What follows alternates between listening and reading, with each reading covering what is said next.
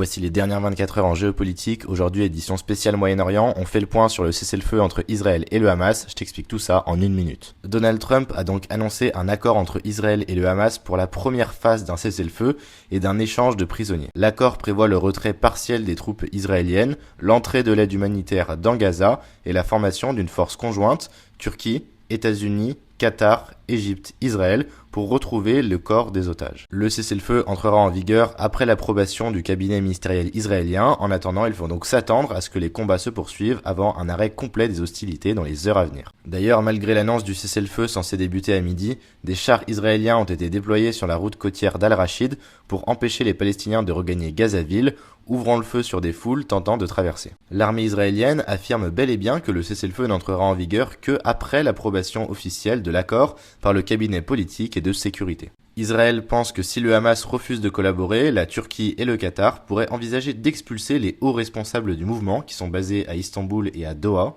Le Hamas, de son côté, a exprimé sa satisfaction quant à la présence des hauts responsables qataris et turcs lors des pourparlers orchestrés par l'Égypte.